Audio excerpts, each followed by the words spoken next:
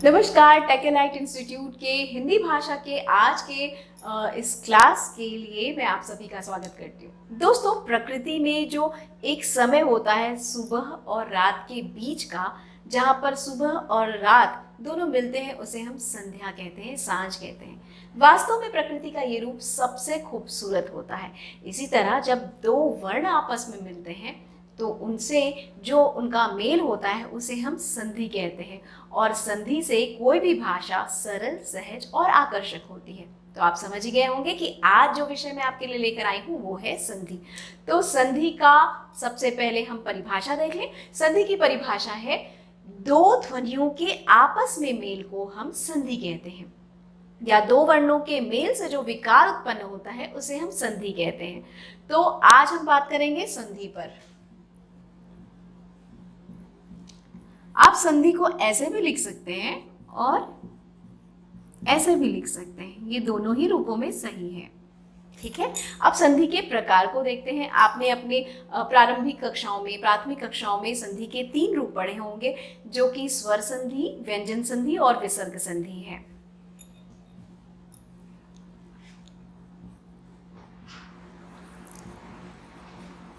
स्वर संधि,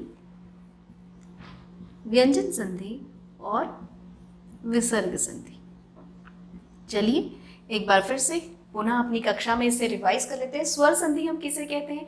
जब स्वर से स्वर का मेल होता है तो उसे हम स्वर संधि कहते हैं, और जब स्वर का व्यंजन से या व्यंजन का व्यंजन से मेल होता है तो उसे हम व्यंजन संधि कहते हैं, और जब विसर्ग का स्वर अथवा व्यंजन से मेल होता है तो उसे हम विसर्ग संधि कहते हैं।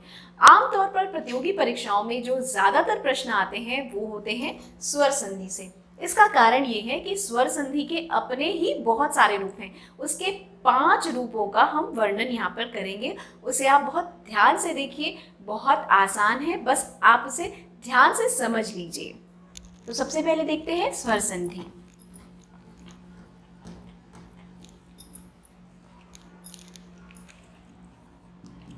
तो जैसा कि इसकी परिभाषा से मैंने आपको बताया, स्वर का स्वर से जब मेल होता है तो उसे हम स्वर संधि कहते हैं। इसके पहले रूप को हम कहते हैं दीर्घ संधि। तो दीर्घ स्वर संधि हम किसे कहते हैं? जब ह्रस्व स्वर और दीर्घ स्वर का आपस में मेल होता है। मैंने आपको अपनी स्वर की कक्षाओं में पढ़ाया था कि ह्रस्व स्वर क्या होते हैं? अ, ई और उ, जिसमें ध्वनि जो है मुख से कम निकलती है, ऐसे स्वरों को हम ह्रस्व स्वर कहते हैं। और दीर्घ स्वर वो होते हैं जिसमें ध्वनियां तेज निकलती हैं, जैसे आ, ई और उ। तो जब ह्रस्व स्वर का दीर्घ स्वर से मेल होता है तो वहां पर दीर्घ स्वर संधि होता है। दीर्घ स्वर का ह्रस्व स्वर से मेल होता है तब भी वहां पर जो संधि होती है वो दीर्घ संधि होती है। इसका उदाहरण देख लेते हैं। हिम, धन, आलय। तो यहाँ पर जो मेल होगा वह अ से आ का मेल होगा, और जो इसका स्वरूप होगा वो हो जाएगा हिमालय। इसी तरह जब ई और ई मिलेंगे तो वहां पर उसका स्वरूप हो जाएगा दीर्घ। तो इस तरह से जब स्वर और स्वर यानी ह्रस्व स्वर और दीर्घ स्वर आपस में मिलते हैं तो उनका स्वरूप जब बड़े स्वर में बदल जाता है यानी दीर्घ रूप में बदल जाता है तो उसे हम कहते हैं दीर्घ स्वर संधि। इसके बाद आती है बारी गुण संधि की, उसे भी देख लेते हैं।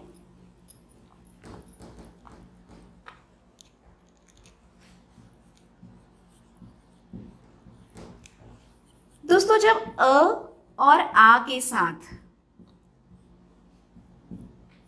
ई या फिर ई का मेल होता है तो वहां पर जो स्वरूप बनता है उसे हम कहते हैं गुण संधि। अब ये मेल किस तरह से होगा ये भी देख लीजिए। अ के साथ ई का मेल हो,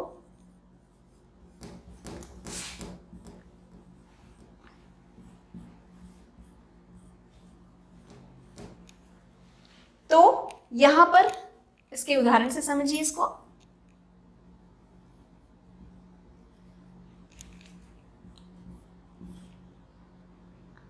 रुको रुको रुको। गुण संधि को आप बहुत अच्छे से समझ सकते हैं। गुण संधि को आप इस तरह से समझ सकते हैं कि जो स्वर अ और आ, ये दो स्वर बस आपको याद रखने हैं, सारा खेल इसी का है। इसके बाद जब ई और ई का मेल होता है या फिर ऊ और बड़ा ऊ का मेल नजर आए तब, और अ या आ के साथ री का मेल नजर आए तब, बस आप इस विच्छेद को देखकर समझ सकते हैं कि ये गुण संधि है। और ये कैसे समझना है आपको, अ और ई के मेल से और आ और ई के मेल से क्या होगा, ये बन जाएगा ए। अ और ऊ के मेल से और आ और ऊ के मेल से ये बन जाएगा ओ। और अ और री के मिल से, आ और री के मिल से आपको जो परिवर्तन नजर आएगा वो है आ। बस संधि विच्छेद करके आपको ये देखना है कि अगर उसके स्वरूप में ये हमें नजर आ रहा है, यानी कि पहले वर्ण का या अंतिम अक्षर, पहले शब्द का अंतिम अक्षर अ हो और दूसरे वर्ण का प्रथम अक्षर ई हो, या पहले वर्ण का अंतिम अक्षर अ हो या दूसरे वर्ण का अंतिम अक्षर ऊ हो, उसी तरह से पहले शब्द का प्रथम का अंतिम अक्षर अ हो और अंतिम वर्ण का पहला अक्षर री हो। तो जब इस तरह का स्वरूप आपको नजर आए तो आप वहां पर टिक कर दीजिए गुण संधि में। इसके बाद बारी आती है वृद्धि संधि की।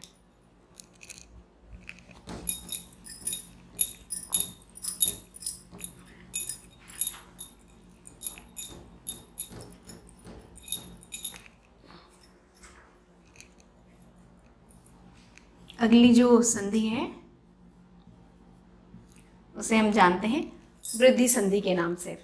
तो यदि अ और आ से अलग जब हम ए से उसे मिलाते हैं, या रुको फिर से बोलते हैं, अ और आ का अगली जो संधि है वो कहलाती है वृद्धि संधि।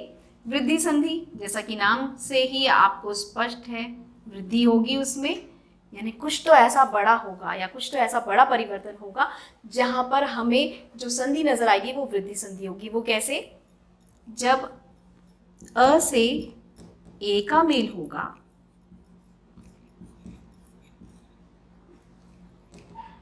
या ए का मेल होगा तब, और जब अ से ओ का मेल होगा या अ का मेल होगा तब, इसी तरह जब आ से ए का मेल होगा और आ से ए का मेल होगा तब, और जब आ से ओ का मेल होगा और आ से ओ का मेल होगा तब जो इसका स्वरूप हमें नजर आएगा वो आएगा बड़ी रूप में, यानी कि वो हमें वहां पर ए की मात्रा देखने को मिलेगी और यहां पर हमें अ की मात्रा देखने को मिलेगी। तो जब हमें जो स्वरूप है वो ए की मात्रा में परिवर्तित दिखाई देगा और अ की मात्रा में परिवर्तित दिखाई देगा, तो वहां जो मेल होगा वो कहलाएगा वृद्धि स्वर संधि। याद रखिए, ये जो प्रथम है मतलब ये प्रथम वर्ण का अंतिम अक्षर में होना चाहिए और ये अंतिम वर्ण के प्रथम अक्षर में होने चाहिए। इसी तरह ये परिवर्तन भी इसी तरह से नजर आएगा कि प्रथम जो वर्ण है उसका अंतिम अक्षर अ, आ और आ हो, और अगर उसका जो अंतिम वर्ण है उसका प्रथम अक्षर ओ, अ हो, तब भी उसका स्वरूप अ की मात्रा में बदल जाता है। तो वहां पर हम इसे वृद्धि संधि के नाम से जानते हैं। इसके बाद आता है यण संधि।